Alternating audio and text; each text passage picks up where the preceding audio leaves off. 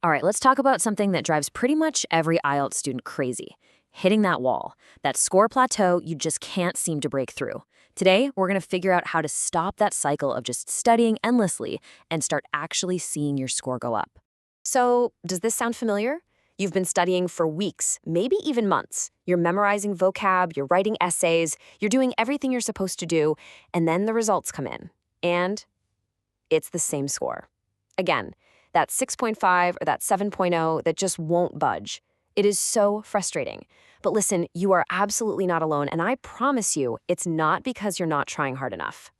And that's the big secret right there. The key to getting that higher band score isn't about logging more hours at your desk. It's about totally changing how you're studying. We're talking about a complete shift in how you approach this whole thing. It's not just a new tip, it's a whole new mindset. So where do we even begin?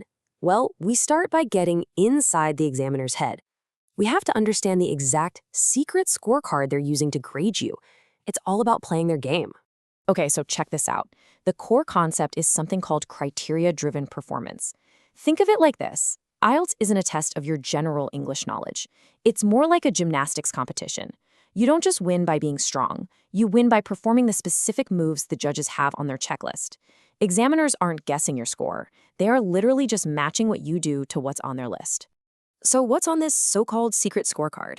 It's really just 4 things. First up, lexical resource. Forget fancy $10 words. They want to see natural phrases, collocations, like saying strong coffee, not powerful coffee. Next, grammatical range. Are you using a good mix of sentence styles? Then, coherence and cohesion. Basically, do your ideas connect logically? Does it all make sense? And finally, task response for writing or pronunciation for speaking. Did you actually answer the question they asked, and can they understand you clearly? That's it. That is the whole game. All right, so now we know the rules. How do we start winning?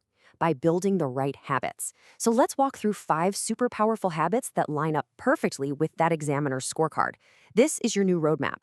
Habit number 1, and this is totally non-negotiable. You have to internalize the scorecard. You've got to stop studying blind. I want you to go online right after this, find the official IELTS public band descriptors, and print them out. I'm serious. Circle your target score, say a band 8, and treat that list like your Bible. From now on, every single thing you study should be about ticking one of those boxes. Habit 2 is a huge mental shift. You need to go from being a simple reader to being an analyst. So you know how everyone says to read articles from The Economist or The Guardian? Well, don't just read them for the story anymore. You need to become a language detective. Grab a highlighter and start asking questions. Ooh, how did they link those 2 sentences? Or wait, why did they use a semicolon there? You're basically reverse engineering good writing so you can steal their tricks. And here's exactly why that detective work matters so much. If every sentence you write or speak is just subject, verb, object, over and over again, you're signaling to the examiner that you have a pretty limited toolkit. That right there is what keeps so many people stuck at a band 6. You've got to show them you have more moves than that. So how do you show off that range without getting totally overwhelmed? Just use some simple thumb rules. Think of these as little cheat codes for your grammar score. First, the conditional rule. Just make sure you use an if sentence somewhere in your answer. Easy. Second, the relative clause rule. Take 2 simple sentences and stitch them together with a which or a who. And third, punctuation mastery. Just learn how to correctly use 1 semicolon. Just 1. It's a massive signal to the examiner that you really know what you're doing. Now for speaking, this next habit is pure gold. I know it's going to feel a little weird, but trust me. Record yourself answering a prompt. Then, and this is the tough part, you have to transcribe what you said, word for word. Every every like, every pause. You will probably notice you said the word important 5 times in 2 minutes, and seeing it written down, well, that's a wake-up call. It forces you to go, okay, I need other words here, like crucial, essential, vital. And while you're listening to that recording, you need to analyze your pauses, because get this, not all pauses are created equal. If you're pausing because you're searching for a word, like the important thing is, that's a vocabulary problem, and you'll get penalized. But if you pause for a second to gather your thoughts before making a big point, that's totally fine. That's actually a good thing. It shows coherence. And last but not least, habit number 5 is to practice paraphrasing in a meaningful way. Paraphrasing is everything on this test. So here's your new daily workout. Grab any news headline. First, rewrite it just using synonyms. Then, rewrite it again, but this time change the word types. Turn a verb into a noun.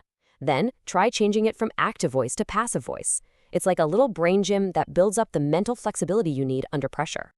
Okay, so let's put this all together. Let's look at the before and after of your study habits. This is the kind of transformation we're aiming for, from inefficient to examiner ready.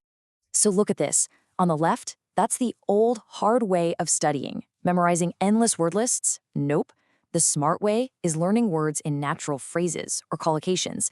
That's what gets you points for lexical resource. Trying to speak super fast to sound fluent? Wrong again. The smart habit is to focus on your intonation and clarity. See the pattern here? Every single old, ineffective habit gets replaced by a new, smarter one that directly targets what the examiner is actually grading you on.